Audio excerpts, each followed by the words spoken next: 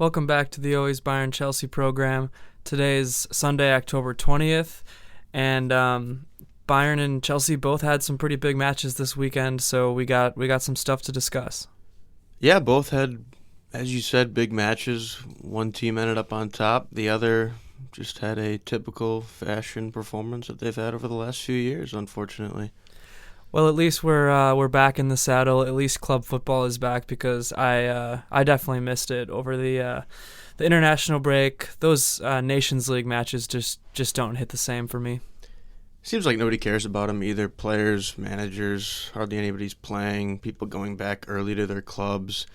It's just weird, and a lot going on for the national team, especially in the U.S. with their big changes. But nobody cares like they care about club football. Before we really sink our teeth in here, I did want to mention that we just put out a couple of videos on the YouTube channel, Always Bayern Chelsea, over the international break here.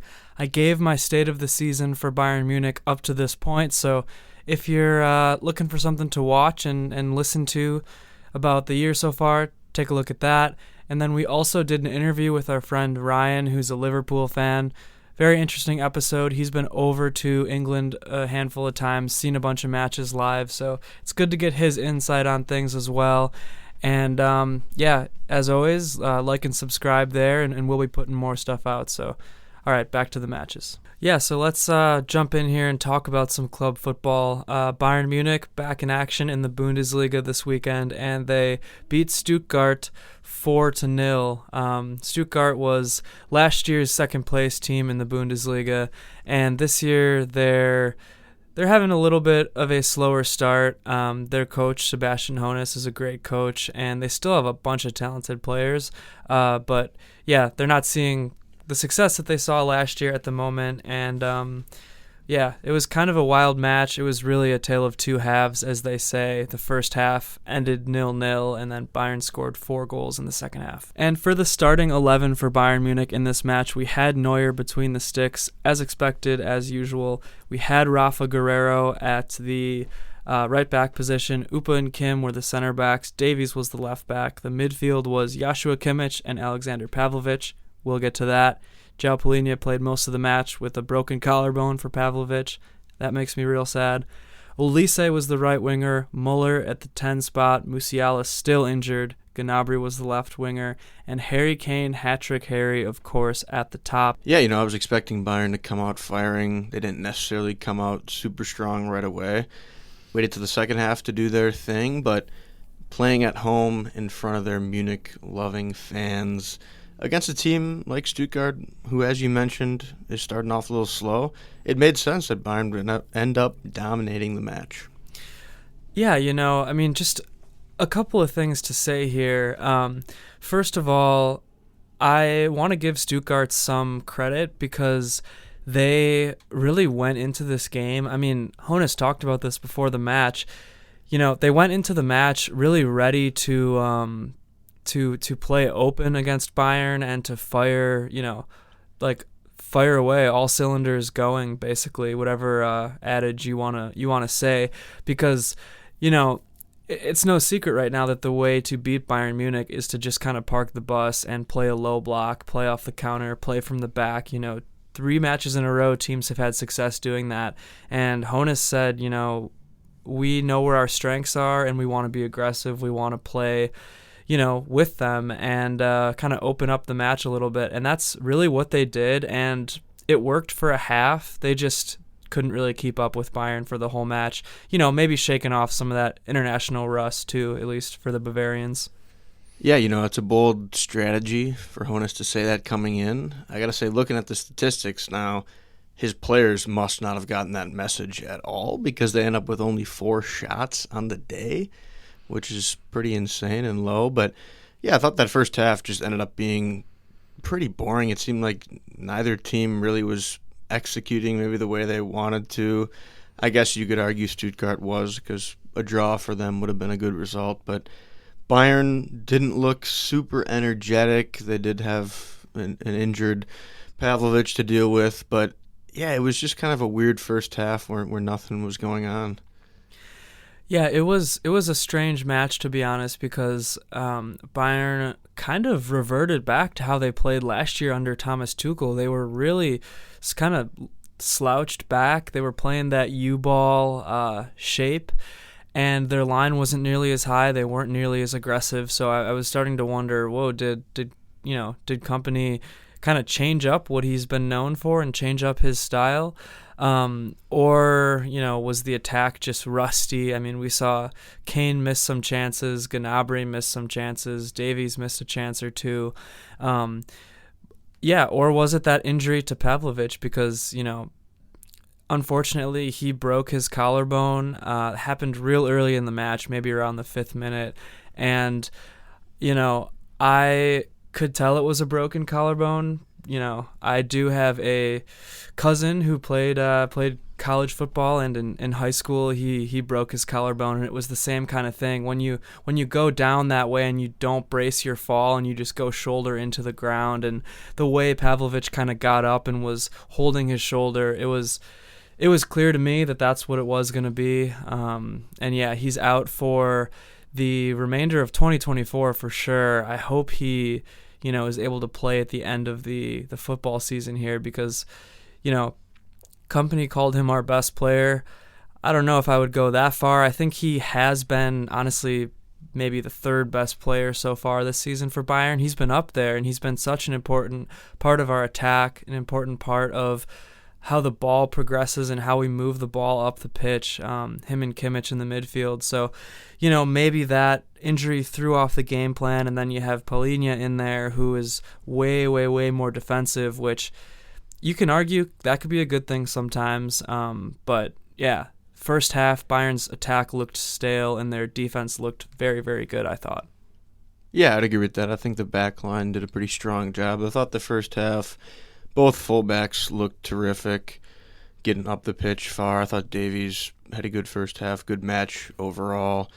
I think I was excited to see Palhinha, not cheering for an injury to Pavlovic at all, but I am excited that we'll finally get to see him play more, just because I thought he should have gotten more time as it is, especially when you make a splash like that over the transfer window. So it'll be interesting to see what Company can do with him going forward. And in this match, tough to come in dry like that, but I thought he was able to adapt fairly well coming in right away.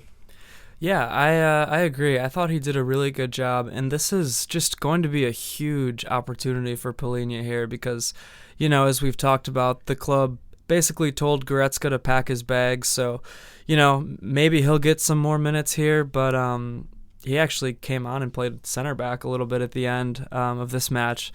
But anyways, yeah, I mean, with the right back situation, meaning the injuries that we've had to our 2 right backs, you might need Leimer to come in and play right back there. So the midfield is pretty much dwindled down to Kimmich and Palhinha at this point. Asterisks with Goretzka, I guess. Yeah, a guy like Goretzka could be valuable at this point now that you have that injury. And that's why you always need depth. I think that was the one thing Bayern was maybe lacking a little bit coming out of the transfer window. So they're obviously going to keep Goretzka now. He's not going to leave, I would guess, at the transfer window coming up in January. You never know. I mean, I say that now and things could change, but when you're out a key player in Pavlovic, and I'm guessing he will be out at least 3 to 4 months, I would assume.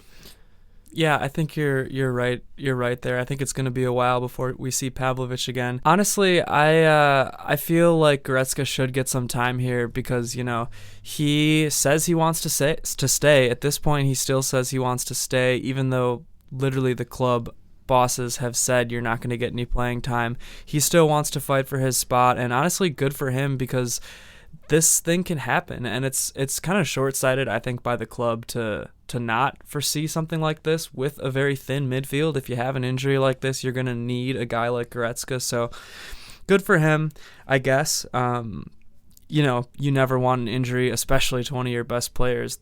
That's going to hurt more than it's going to help Bayern for sure, but we'll see what happens going forward here, and yeah, I mean, just getting back to the match, I just wanted to shout out the defense again for that first half because Stuttgart, they've got a lot of good attacking players. They have Deniz Undav and they have Leveling, who just made a splash in that international break for Germany, securing their win against the Netherlands.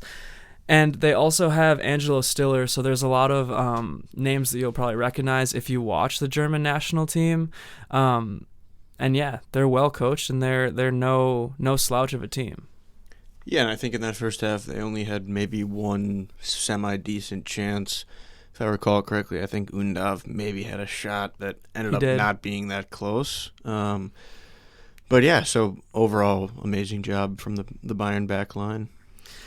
Yeah, and then that second half starts off, and there's a few more chances that Bayern miss right away, but whatever Company said to those guys in the locker room at half clearly worked, because not long into the second half, I think maybe the 55th minute here, let me check my notes, 57th minute, Kane had one of the more beautiful shots you'll see this weekend in the sport. Just a long, well outside the box shot where he found himself with some space and he really just placed it perfectly right in the bottom left corner of the net. And that's my moment of the match, because after that something clicked and Bayern was back. And you certainly stole it from me, because I was about to say that was my moment of the match, even though I could hardly see it. My TV blurry, could hardly even tell if the goal went in, but brilliant shot from Kane, and you said it perfectly, because from that moment on, it seemed like whether Stuttgart was panicking too much about trying to get back in the game, trying to do too much, or if Bayern figured something out, whatever the case was, from there the floodgates opened.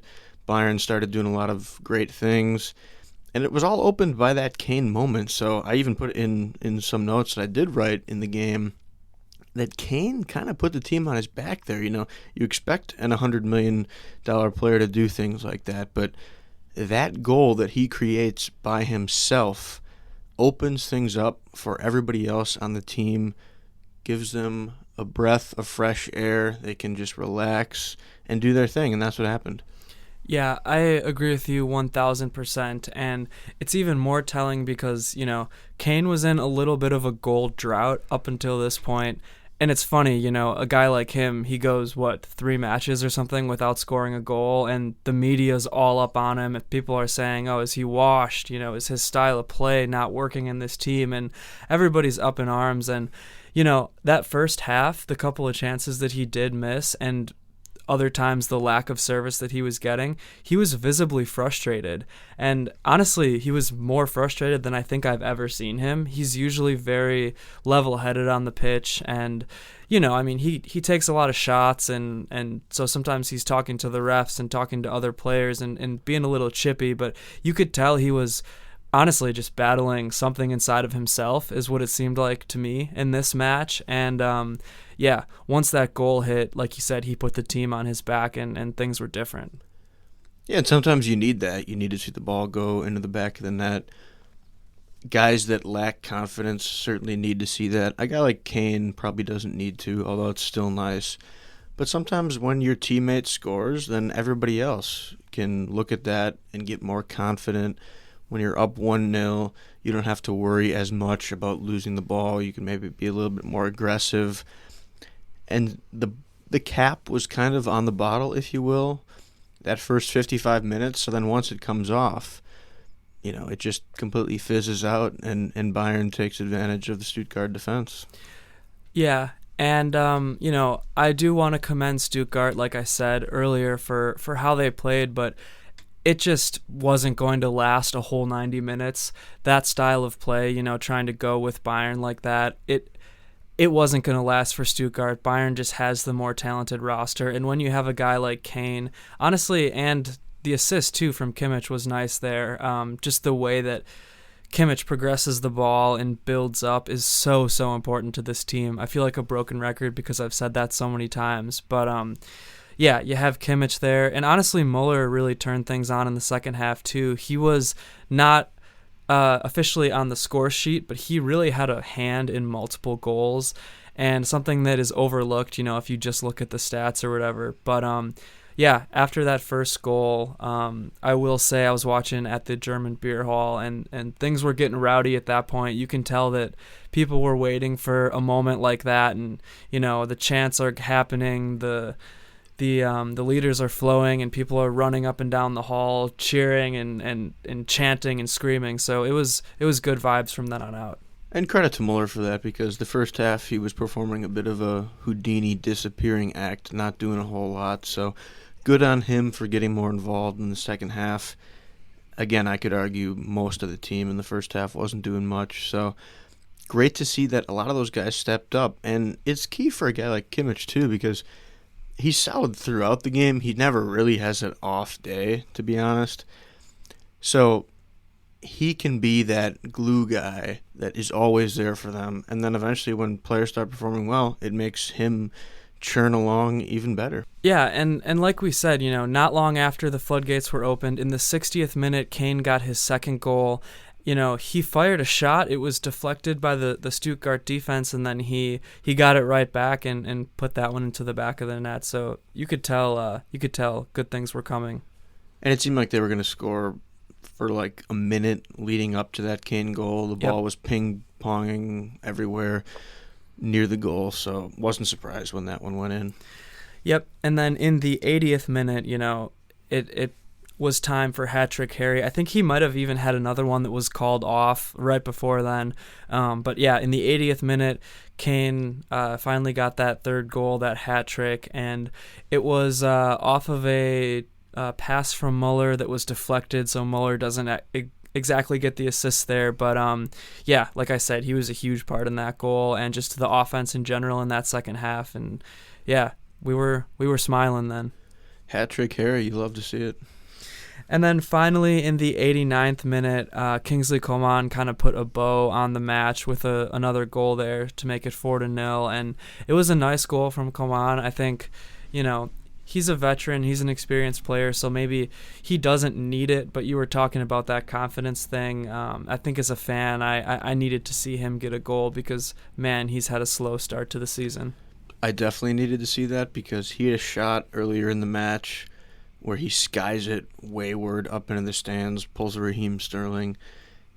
That's what he had been doing most of the year. We talk about, are they just playing him to bring up his sell value? Like, is he really providing much? And to answer that, he was not providing much at all. Every time I watch him play, he either makes a wrong decision, loses possession, or shoots the ball out of the stadium. And so for him to finally get that goal, and it was a nice goal, it's got to be great for him, great for the team as well, and great for the fans to see. Yeah, and it's funny that you mentioned that because, like we said, Coman comes in, scores that goal. 68th minute, Coman comes in, Sané comes in, and Leimer comes in. And when Sané and Coman came in, some of us at the beer hall were talking. Somebody said it's time to start kicking field goals now or something like that. But to the effect of, Sané and Coman, between the two of them, we might start to see some shots being skied here. And yeah, I mean, they're known to do that. I am very glad Sané got some minutes because I've been dying to see him for longer in the season. I thought all the subs did all right, to be honest. They didn't have a ton of time, so they didn't do anything spectacular except for Coman's goal, like we said. But yeah, to me, Serge Gnabry has looked very tired and very lethargic these last few games, and that's kind of what you're going to get with him. He started the season so strong, but he's a very up and down player. He'll go in spurts like that. I was hoping the old Gnabry was going to be back after the start of this season, but he really just needs a rest sometimes, and it seems like some of these matches would be perfect for Sané to get the start. So I don't know why Company is still riding with Gnabry, but either way, it was nice to see Sané get some minutes. And it's kind of interesting, right, because Musiala's absent. You look for somebody to step up in his absence, and you could argue that nobody stepped up. Kane, I view as separate. He's a striker. Yes, he does drop deeper at times, but on a day where he's scoring 3 goals, he's not necessarily occupying a lot of that space that Moose would be in. And I think Muller did have a better second half, but really none of the wingers or anybody in the attacking options besides Kane had an outstanding performance where you say, okay, great, you really are filling in for Musiala and what he provides. I was hoping that somebody would step up a little bit more. Maybe that just shows how good Musiala has been and how important he is. So you can kind of look at it from those two different lenses, but just an interesting thing I thought I'd add there. Yeah, a couple points there that, I'm kind of trying to put on my tactician's hat here and be a little bit more tactical in this analysis than I usually am. But I think, to me, how it looked was the first half, Kane and Muller didn't really know how to play with each other. Maybe it's the lack of minutes that Muller's gotten, but they totally figured it out in the second half. And what happens is Muller essentially leads the press, even though he's the 10. That's just kind of what he's used to and what he's good at. And he actually, I think, leads the press better than Musiala does. Not saying Musiala's bad at it, but yeah, I mean, Kane's someone who drops back more as a striker, and Muller's someone who plays farther up as a 10. So once they kind of figured that out, things were really flying on all cylinders. And then Musiala just provides that other set of skills, that X factor of he can take on 4 people, and Muller's not going to do that. So I think Kane was maybe trying to play with Muller how he plays with Musiala at first, and then things maybe switched around. And then the other end of this equation, I guess, is on that left-hand side where I'm calling for Sané. I get that, the reason to have Gnabry on that left side is because he interchanges with Davies so well, and Sané is going to be someone who kind of like also is really far up and really aggressive, where that's kind of how Kompany's using Davies, where Gnabry's really good at dropping back and playing defense. So I understand the tactical reasons to do it, but I still think I want to see Sané on that left wing more. Yeah, I don't know if I necessarily have a preferred option between Gnabry and Sané. I think they're both solid players that provide strengths that are different from each other at certain times. I will say I'd need to see more from Olise in general. I think Muller stepped up more, as you said, in the second half. We've been saying Olise, I was calling as going to be the best player on the year, and he has not been consistent enough for me. I really just thought he'd be delivering cross after cross into Kane, and I haven't seen that. Whether it's a company thing, a fit thing with the players he's with, I don't know, but just need to see more from him. Yeah, I mean, it was certainly a quieter game from Olise. There's a lot of things that I think will come that'll help him do that. And we've seen it in spurts, almost Sané-esque. We've seen this greatness on that right wing from Olise in spurts. But I think the whole right back situation hurts him, unfortunately. Not having Boué or Stanisic, our 2 best right backs, and having to throw players of other position in at right back kind of hurts Olise there. Although he should have Kimmich, who kind of occupies that right-hand space and almost plays as a right back, as a midfielder sometimes. So I don't know. But either way, Kompany made the right changes at halftime in this match, tactically. And I think he's shown that his style and what he does is good enough to work in the Bundesliga. For the most part, I think Bayern still has to put some things together at times. And then the Champions League is a totally different story. I think we're going to get a better picture of that on Wednesday against Barcelona. But, you have to be happy with what you've seen from Kompany so far. Agreed. I think the second half, I'm not going to say it saved Kompany, because that'd be an absurd thing to say. But if the first half would have bled into the second half, I would be talking more on how Kompany needs to really start picking it up. That's all I'll say. Yeah, so at this point, Bayern remains at the top of the table with 17 points, tied with Leipzig. If you ask me, I think Leipzig and Frankfurt have maybe looked like the other 2 best teams in the Bundesliga so far. I think Stuttgart, Leverkusen, and Dortmund have had a little bit of a slower start. Nothing to really panic about if you're a fan of one of those teams. I think they'll put it together, especially Leverkusen. I still expect them to finish, maybe second, maybe third, maybe even first in the Bundesliga. Who knows?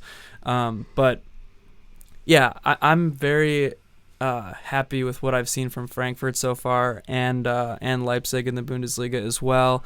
I think I mentioned it, forgot if I did or if I didn't, but Goretzka came in at the end there, got some minutes. Yeah, good to see him. I don't know, not really meaningful minutes though. A future Man United player, who knows? Yeah, who knows? So I guess we should run through our match awards here. Batman of the match, I have Kane. I feel like that's pretty undisputed. Yeah, hat-trick Harry, obviously the best performer on the day.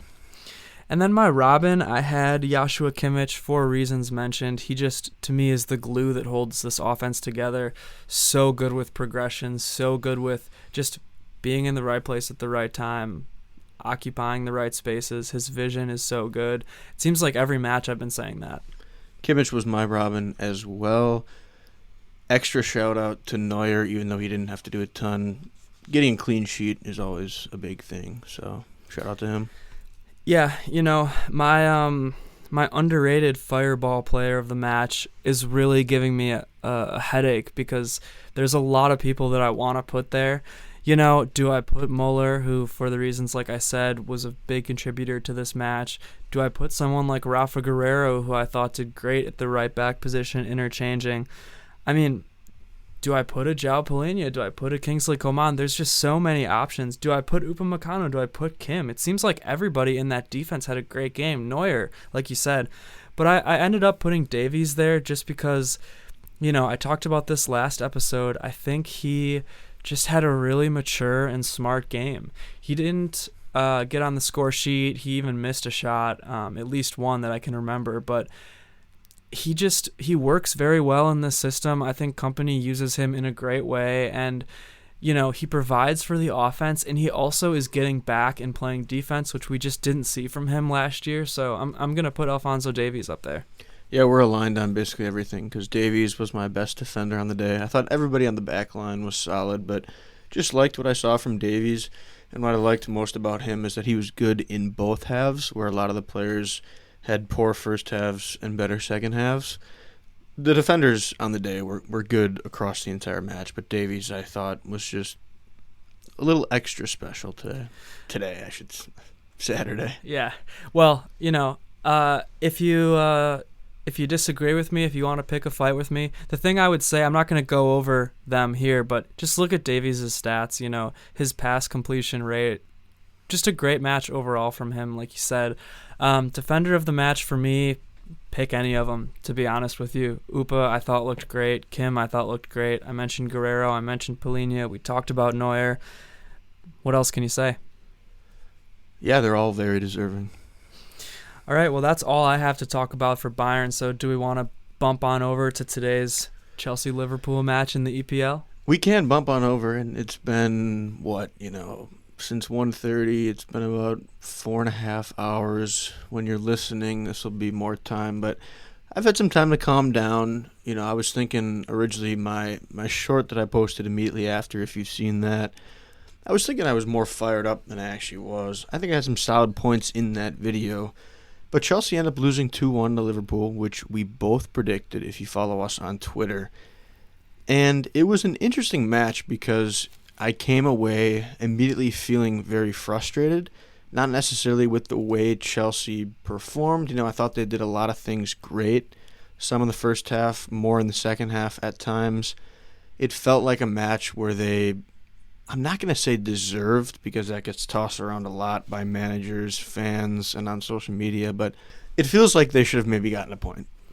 Yeah, I don't disagree with you there. I think that Chelsea was in control of the match, weirdly enough, for most of the match, even though they lost. I don't know offhand what possession was, but I actually would say that I think Chelsea probably had more possession than Liverpool in this match.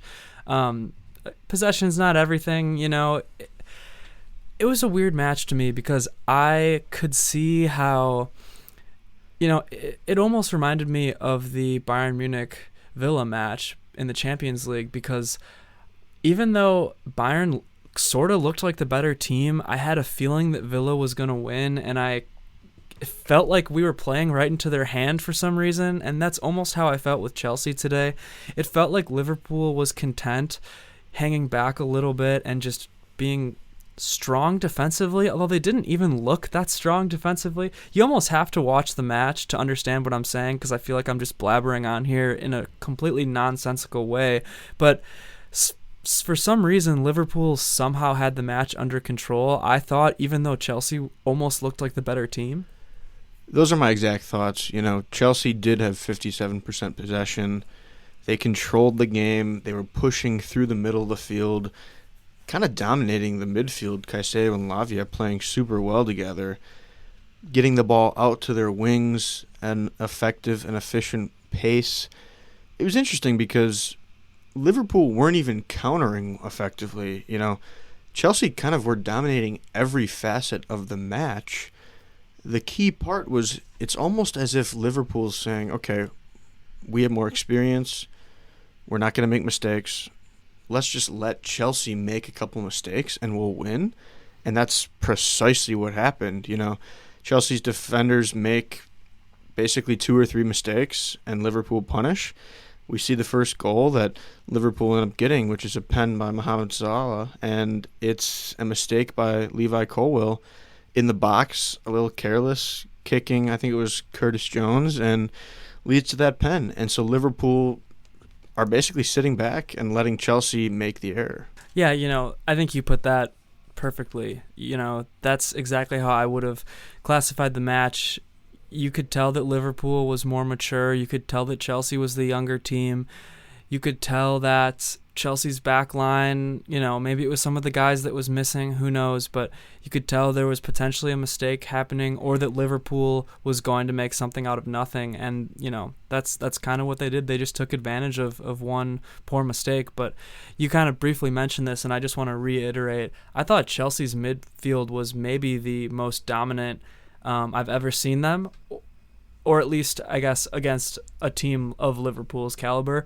I thought Chelsea's midfield really, really controlled the match, because we talk about how Chelsea was looking good and how they were, dominating possession and whatnot.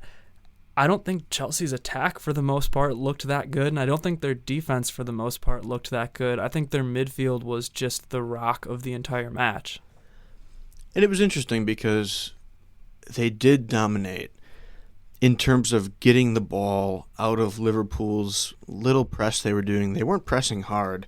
They used to press harder more under Klopp. Slot, I think, has been more hesitant, or at least kind of a slower press, or maybe picking his spots in how they do press.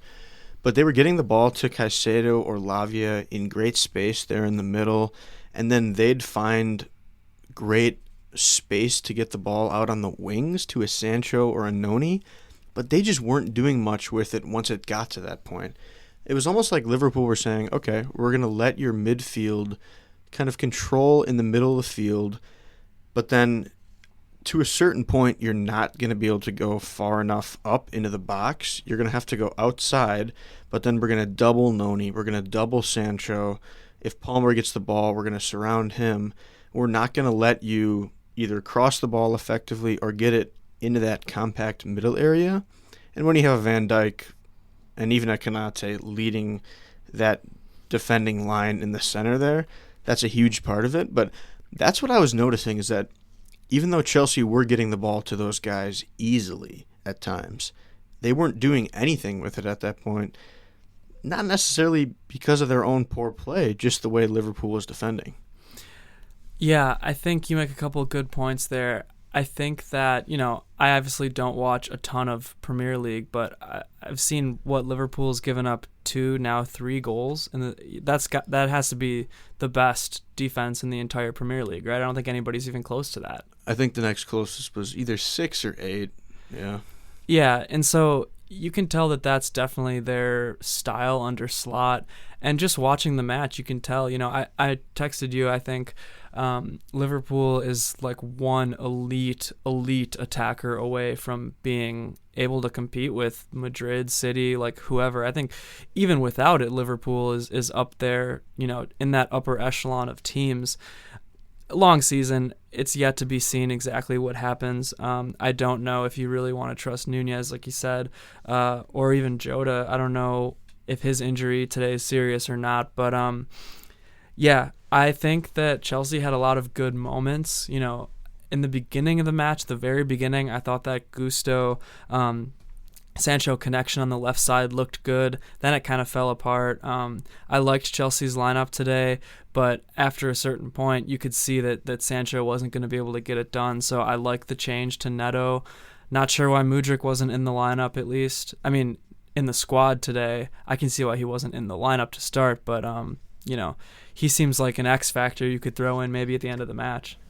Yeah, you mentioned the lineup. I will just go through that quickly because it's important to note. We had talked about how Fofana and Cucurella would both be out due to accumulating too many yellow cards throughout the season so far. And Enzo Maresca ended up putting Gusto at left back, would be the fullback that was inverting into the midfield on the day. I thought he had some good moments, some not as good. Then you had Colwill, Tosin filling in for Fofana. Tosin would come off fairly early for Benoit Badiashile, who made a great cameo, and we might get to a little bit later, but Reece James at right back. And I'm going to repeat that one more time here. Reece James at right back. A third time just for good measure. Reece James at right back for Chelsea Football Club, our captain. Just great to see him on the pitch. I thought he did fine. Didn't play a ton, I think 60 minutes, but so important to have him on the pitch, and that's all that matters on the day. Lavia and Caicedo in that pivot in the midfield. Sancho, Palmer, Noni from left to right up top with Nico Jackson leading the way. So most of the team was pretty traditional. You had Lavia coming in for Enzo. Not super surprising because Lavia is coming back from injury. Good to get him some time. Enzo, a lot of times off international breaks, doesn't play right away. Whether that was the reason or not, I think it was a good decision because Lavia is a terrific midfielder and right now offers a higher ceiling than Enzo Fernandez, which could be crazy to say, but we've seen he performs at a higher level right now. Yeah, I was sad but understanding at James and Lavia coming out. I texted you, unfortunate changes. Obviously they weren't going to play the 90 minutes, but Lavia specifically I thought had an incredible match. James, I thought, similar to like we said with Gusto, had some good moments, had some not so good moments, but he at least seems like a more steady force there at the right back than we've seen in the past, at least with Gusto sometimes. Yeah, I think in this match specifically, you could have had Reece play left back and Gusto at right back. Reece has experience playing in the midfield, when he was at, I think, Wigan on loan in his early days as a footballer, was a midfielder, and he's shown the capability of playing in that inverted fullback role. Not that Gusto had a poor match, I just think James provides some different things than Gusto, especially when you're not having Reece run up and down the pitch and cross the ball in every second. That's where he really is great as kind of that wing back that he was under Tuchel, for example. He's not doing that as more of your right center back, right back in this Maresca back three, if you will, once somebody inverts. So I don't think he necessarily has a great home right now in this team in terms of his positional versatility, but they'll figure that out, I think, if he stays healthy. I'm not too concerned about it. But yeah, that midfield is the key part of Chelsea right now, and Caicedo is tremendous. I mean, he's such a good player right now. He's been Chelsea's most consistent performer throughout the year, even going back the last 2 years under Poch as well. So to see him play the way he did today, I'll say it right now, was my man of the match, and he was awesome, ultimately providing the assist to Nico Jackson for their first goal and only goal on the day in the 48th minute. Yeah, he was my Batman of the match as well. And I think that Caicedo has been Chelsea's best player outside of Cole Palmer, of course, this season so far. Just like you said, just rock solid, super consistent. Yeah, it's funny. I realize I just said he's their most consistent player. You'd probably have to say that would be Palmer over the last 2 years, but I kind of view more consistent as somebody who's a lesser player, maybe less of a superstar, and that's why I think I said that. But yeah, he's been awesome. I think the way he was able to turn and push the ball up, ultimately that assist to Nico, which was phenomenal, so good that the ref thought Nico was offsides. I don't even know if they showed the lines on that one, did they?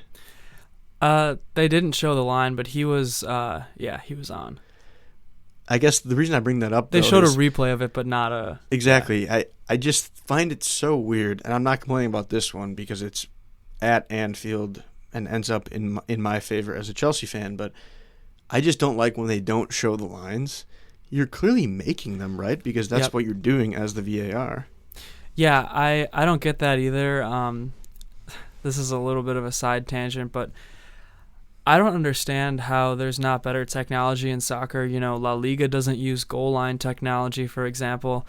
The offside should almost be an automated thing, I think. I know it's not exactly apples to apples here, but in tennis, for example, you have Hawkeye technology, which can tell you exactly where the ball lands. The ball's moving 150 miles per hour sometimes on these serves, and it just knows exactly where it lands. I feel like it wouldn't be that hard for a league that makes as much money, for example, as the Premier League, to be able to implement some sort of automated technology like that, but maybe that's a discussion for a different day.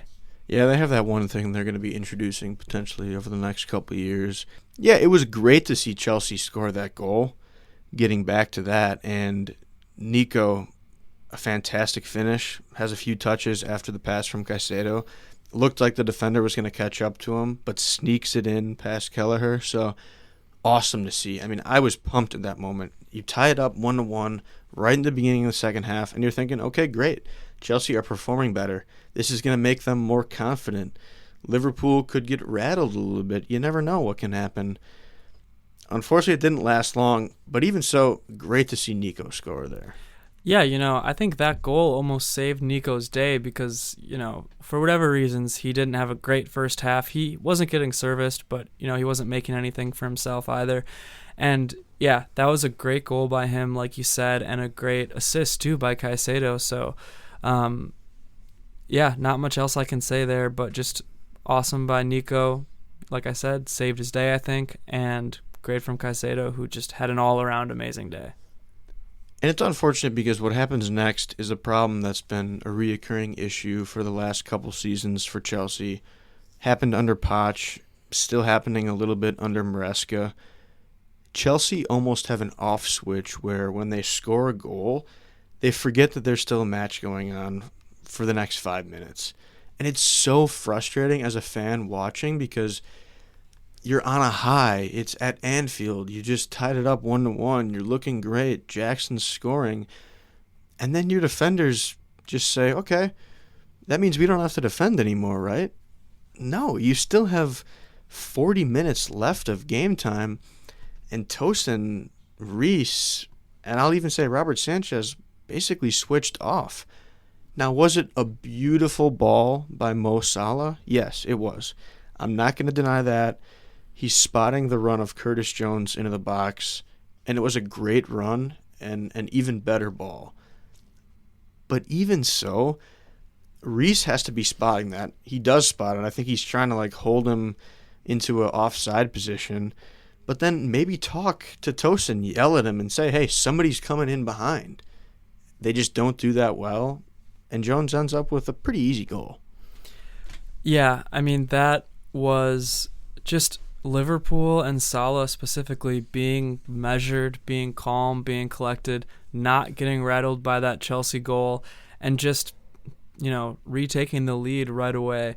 I thought that Sanchez could have done better on that one, and then I also thought going back a little bit, because just wanted to mention this as well, there was a almost penalty on Sanchez at the very end of the first half where he actually, I thought, kind of saved the day there. Slid in and really kneed the ball out, and then I think it was maybe Curtis Jones. I don't remember who it was, but somebody was diving in and almost scoring. It was called a pen initially, then was reviewed and realized, oh, you actually need the ball. So overturned. But yeah, back to reality, I guess. The second goal, I thought that Sanchez maybe could have done a little bit more. Yeah, and it was frustrating too because you knew they were going to make some changes, Chelsea. You're thinking they're going to make these changes at 1-1. You're kind of not excited for these changes. Reece coming off, Lavia coming off. End up taking Tosin off as well. They're not exciting subs. You kind of just had to make them. You know, Vega comes on, Badiashile comes on for Tosin. And I'm trying to think who the other one. Nkunku. I like the Nkunku sub. It was Nkunku right there, yeah. I don't know if he was right there, but Nkunku came on and the offense kind of changed a little bit. Yeah, and I thought that was going to breathe some life into them maybe. And I guess I didn't even mention Neto came on at half for Sancho, and he was arguably the best player for the second half for Chelsea with his pace. But those subs changed the game for me. That was, I don't know if I had that written as my moment of the match. I forget what I wrote, but it might as well be because I didn't love the way our attack looked once Nkunku came on. I would have either put him in the 10, put Palmer at right wing, Neto over to the left wing. He already was at left wing. And then kept Jackson up top. Or would have done what you texted me to do, which is put Nkunku up top, Jackson on the left wing, Palmer stay in the 10, Neto at right wing. Instead, they throw Nkunku on the left wing. A, he doesn't have enough pace to really make a huge difference when they needed somebody with more pace on that wing. B, he just doesn't do as much operating on the touchline where Maresca's wingers like to be.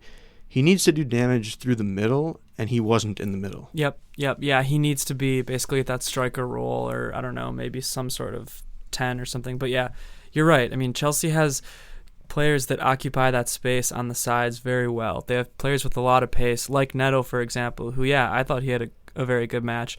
But Nkunku's not one of those guys. He needs to be more in the middle. Yeah, and that was frustrating because from then on, even though Chelsea are controlling the game and controlling the ball, they're not generating a ton of chances. I saw a stat that either the first or second half, it was the most touches by an opponent of Liverpool's at Anfield in the box, but they weren't doing anything with those touches. They weren't creating a ton of chances, you know. In terms of shots, they had 12, more than Liverpool's 9 on the day, but how many of those were actually close besides Jackson's goal?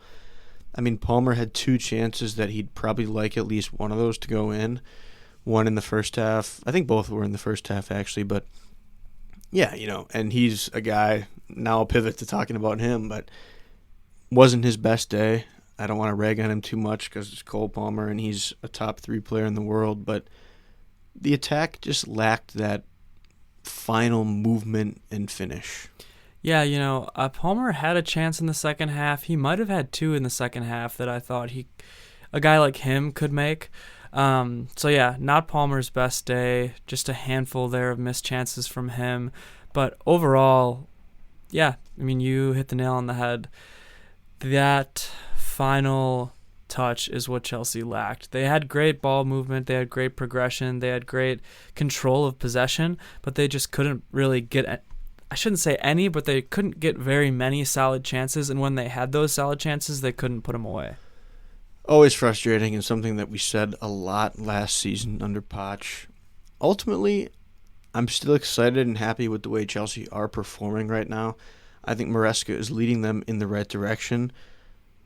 The fact that we're saying they go to Anfield and look like the better team and in control is a great thing.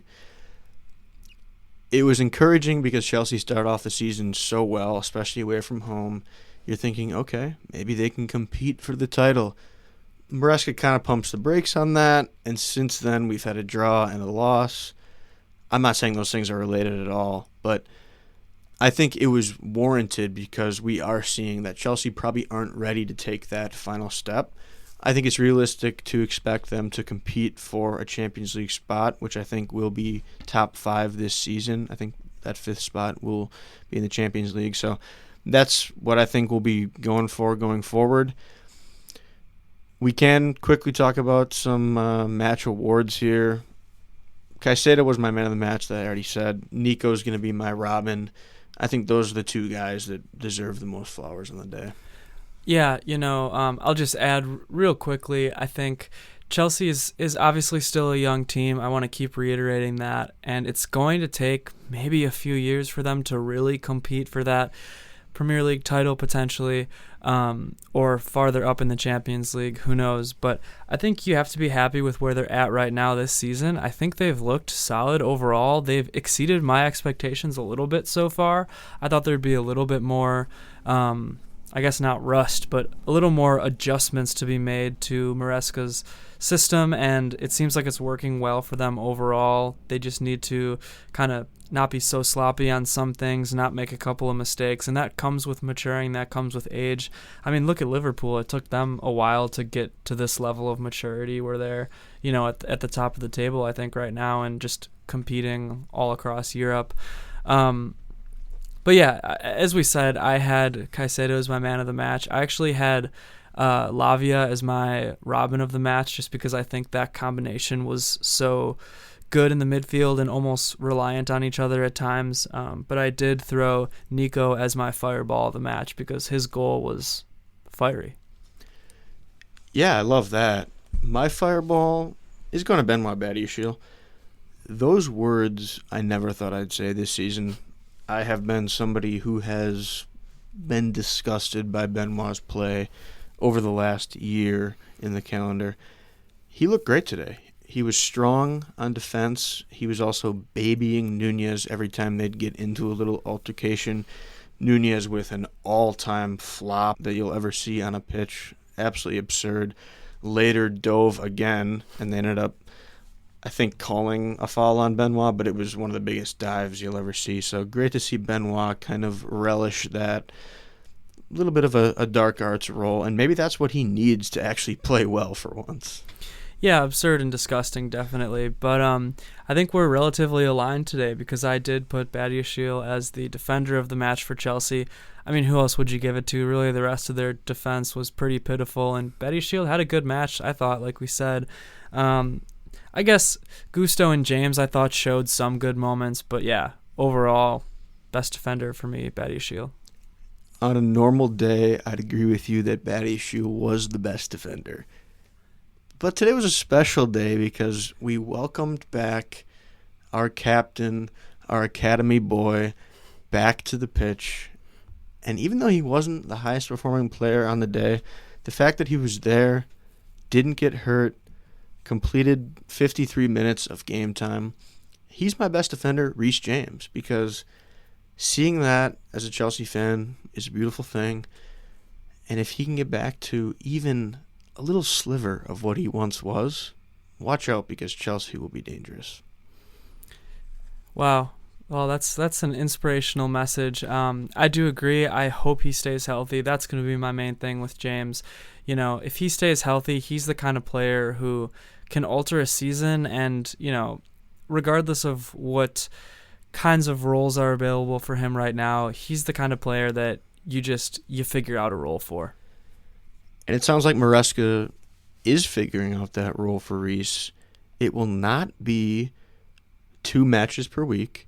He's only going to be playing 1 match per week, which I am completely fine with. I do not want him risking any further injury.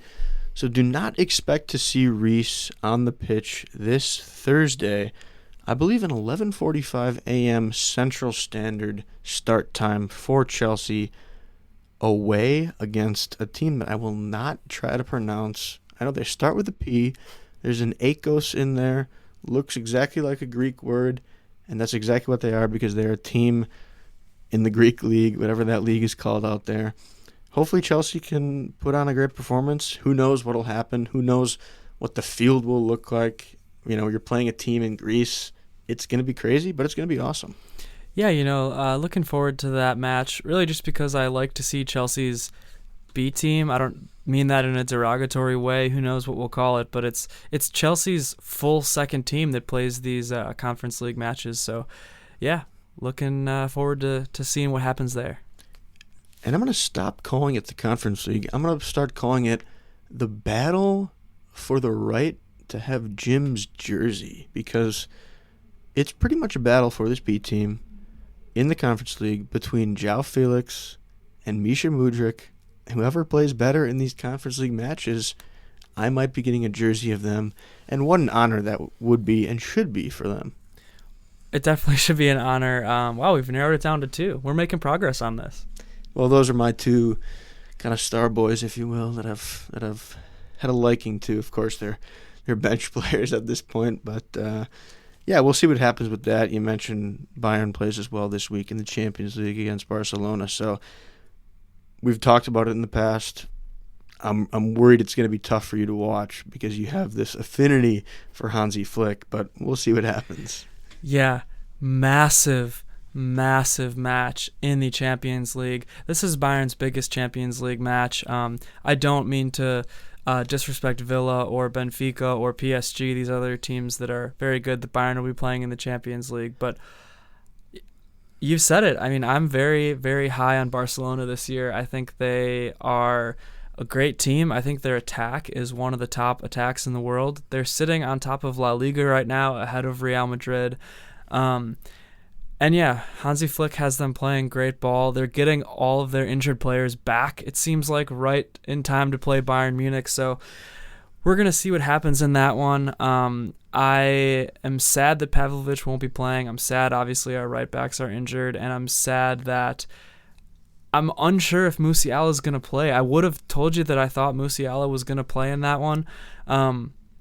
Who knows, though? Maybe it'll be a game for Muller to play and to dominate Barcelona like he's known to do. I don't know if we're going to see any 8-2s, but it's just going to be an awesome match. I do expect it to be a high-scoring match. Like I said, Barcelona's attack is great. Bayern's attack is great. And both teams have been known to show a little bit of weakness on that defense as kind of a compensation, or the opposite of a compensation, for that strong, high-line attacking style of play. I'm just going to say right here, right now, could this be a legacy match for Alphonso Davies, or is he going to get dusted by a teenager? Tune in to find out. Yeah, we'll see about that. There's actually been some linking Alphonso Davies to Barcelona, which it's pretty much a done deal that he's going to go to Real Madrid, but it could be funny if something happens this year and Barcelona swoops in. Done deal. Wow, I didn't realize I missed a here we go. But if you say so, then I'll have to believe you. All right, well, stay tuned with us because, yeah, like we said, we got a lot of good matches coming up and some good content coming out. Check out the YouTube, check out the TikTok, check out the Twitter. It'll be all there. So thank you for listening, and I'm going to send us out with a Mia San Mia. Arsenal had a bad loss. London is blue.